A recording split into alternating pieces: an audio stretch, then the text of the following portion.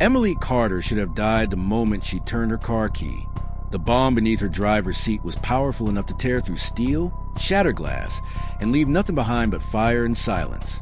But somehow she survived, and that was only the first time someone tried to kill her.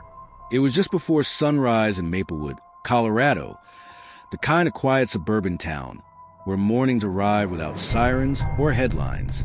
Frost clung to parked cars. Porch lights flickered off one by one. Emily zipped her jacket, stepped outside, and walked toward her silver SUV like she had 1,000 times before. Same routine, same driveway, same sense of safety. The explosion came the instant she turned the ignition. A violent blast ripped through the vehicle, throwing metal and glass into the air. The shockwave shattered nearby windows and sent a boom echoing down the street. Flames erupted from beneath the driver's seat, consuming the front half of the SUV in seconds. Emily didn't even have time to scream. Instinct took over. She kicked the door open and collapsed onto the driveway, her legs burning, her lungs filling with smoke. Neighbors rushed out of their homes as the car burned behind her like a signal fire. By the time paramedics arrived, Emily was slipping in and out of consciousness. One of them leaned close and asked what happened. Her voice barely carried. Emily Carter wasn't someone people expected to see on the evening news. She was 34 years old, a licensed physical therapist, a mother to a 9-year-old daughter. Friends described her as reserved but resilient, the kind of woman who kept moving forward no matter what life threw at her. But what few people knew was how bitter the end of her marriage had been. Just 4 months earlier, Emily had finalized a divorce from her husband of 10 years, Mark Carter.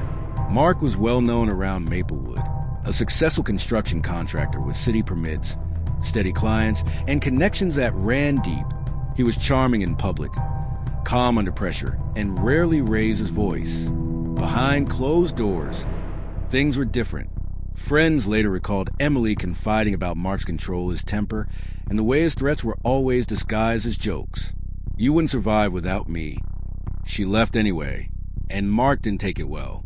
At first, investigators believed the explosion might have been an accident, a fuel leak, a faulty wire, a tragic malfunction.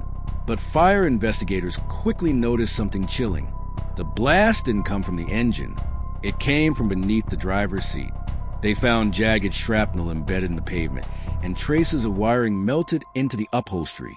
The pattern of damage pointed to one conclusion. This was a mechanical failure. This was an improvised explosive device. Emily had been targeted. Detectives asked the obvious question: who would want her dead? Emily answered without hesitation: "My ex-husband." Mark Carter was brought in for questioning. He was calm, cooperative, even sympathetic. He had an alibi. He claimed he was out of town on a job.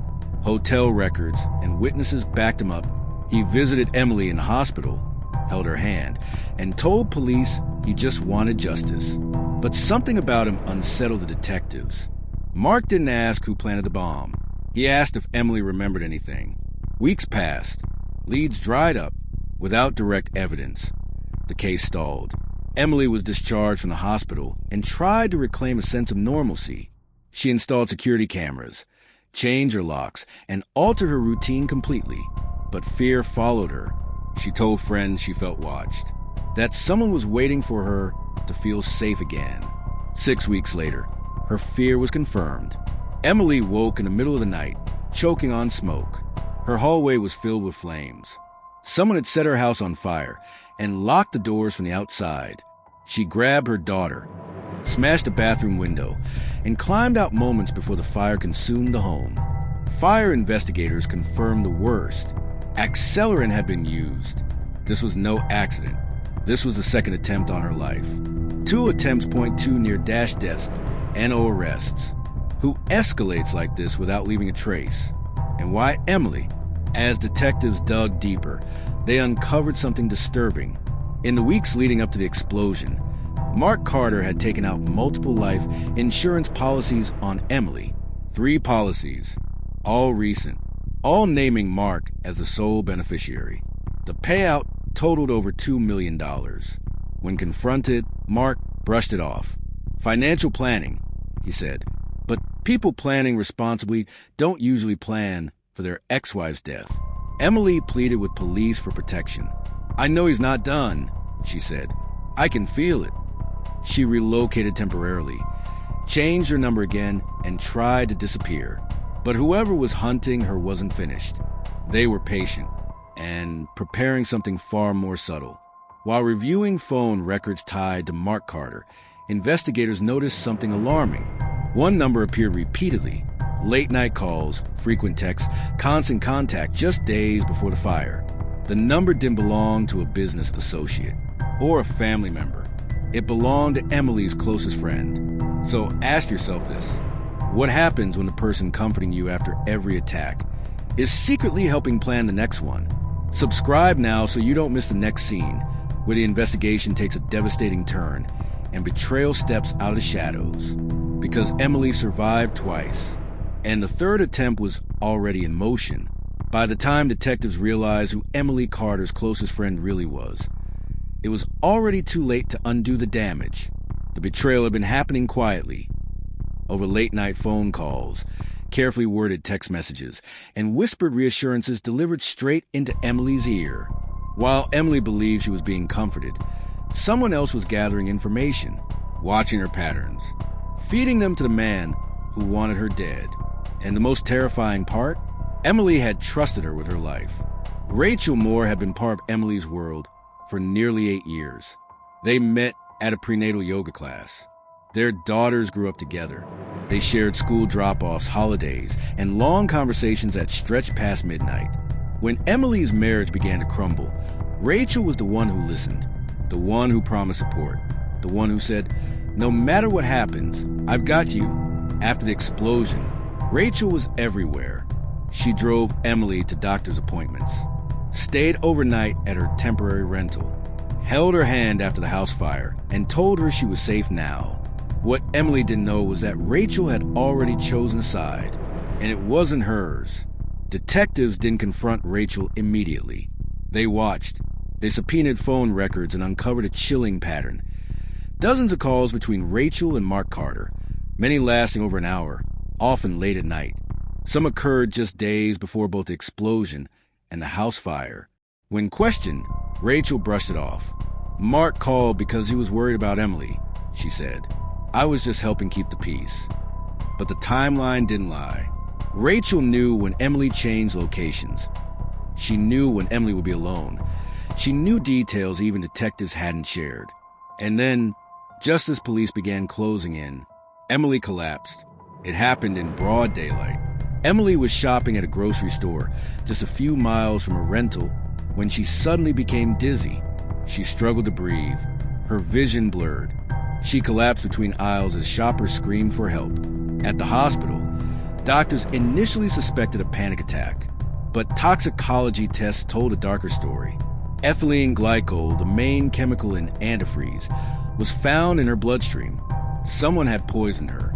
The dosage was small, calculated. Not enough to kill immediately, but enough to cause organ failure if repeated. This wasn't rage. This was planning. Detectives realized something horrifying.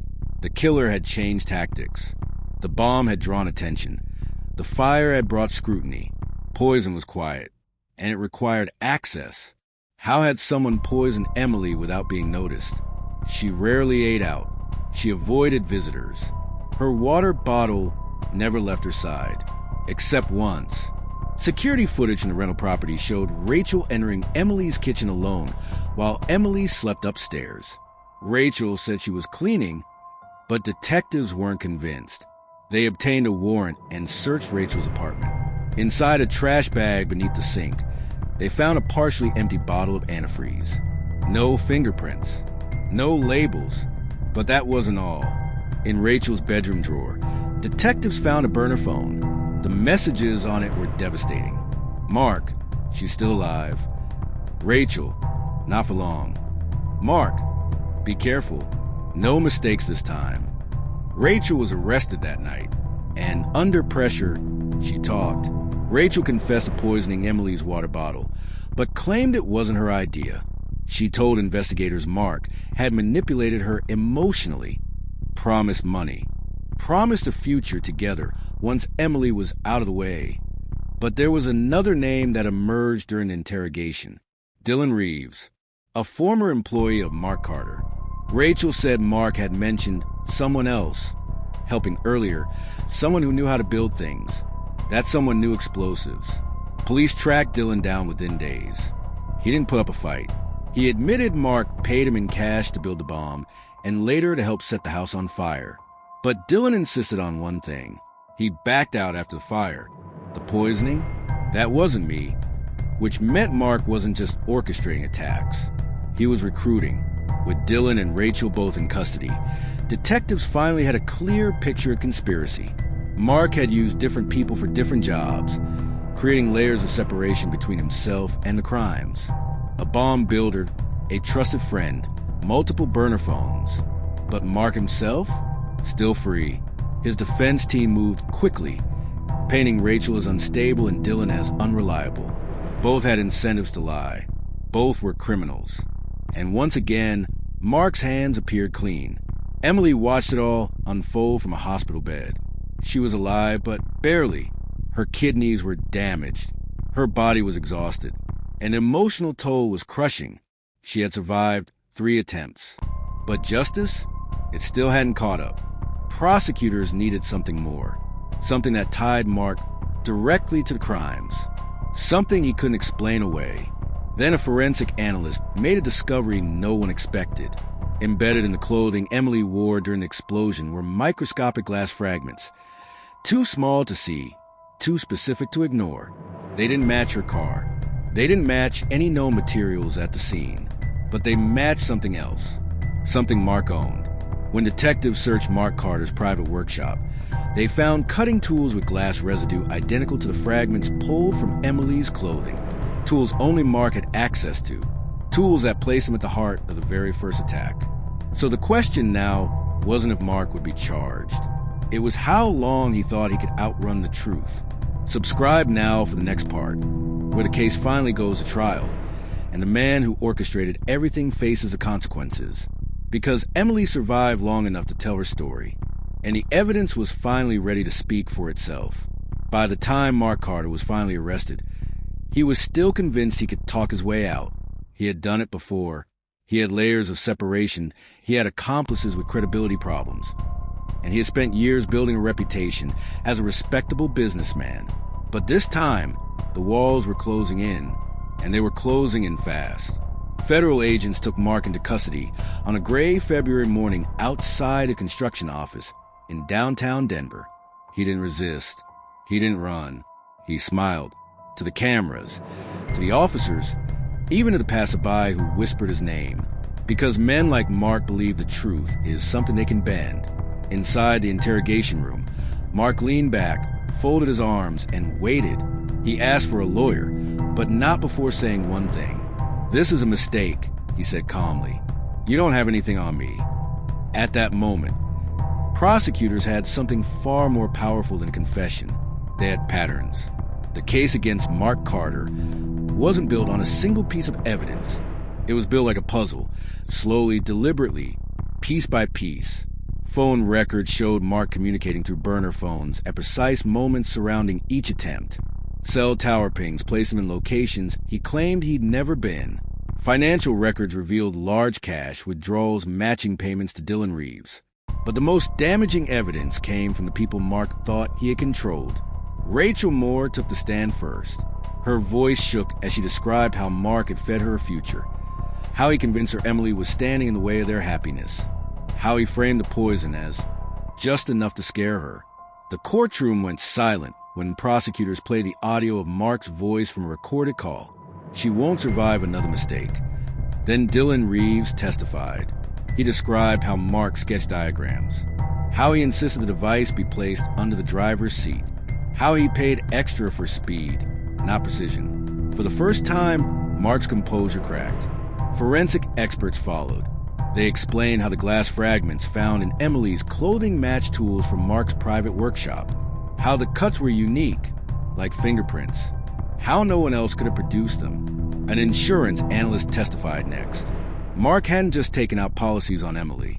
He'd increased coverage repeatedly after the divorce. And just days before the explosion, he called to confirm the payout timeline. The jury watched Mark closely. This time, he didn't smile. The defense tried to introduce doubt. They argued Rachel was jealous, that Dylan was desperate for a plea deal, that the forensic evidence was circumstantial. But then prosecutors revealed something no one expected. A voicemail. It had been accidentally backed up to a cloud account Mark forgot he still had access to. His voice was unmistakable. "I need this finished," he said. "She keeps surviving." The room froze. At that moment, the mystery was gone. There was no longer a question of who orchestrated the attacks, only whether the jury would believe their own ears. Deliberations lasted just 6 hours. When the jury returned, Emily Carter sat in the front row, her hands clasped tightly together. Mark stood. The verdict was read. Guilty on all counts. Attempted murder. Conspiracy to commit murder. Arson, use of a destructive device. Mark Carter was sentenced to life in prison without the possibility of parole. Rachel Moore received 25 years. Dylan Reeves received 15. Justice, long delayed, had finally arrived. Emily didn't celebrate. Survival had changed her. She lives quietly now, speaks publicly only when it matters, when other victims need to hear that fear doesn't mean defeat. She tells them this. The scariest part wasn't almost dying. IT was realizing the people closest to me wanted me gone. She survived 3 attempts on her life, not because her attackers stopped trying, but because the truth refused to stay buried. Some crimes are carefully planned, but sometimes the victim lives long enough to make the plan fall apart. If this story kept you watching, subscribe for more true crime stories where the truth finally wins, because the next one might be even darker.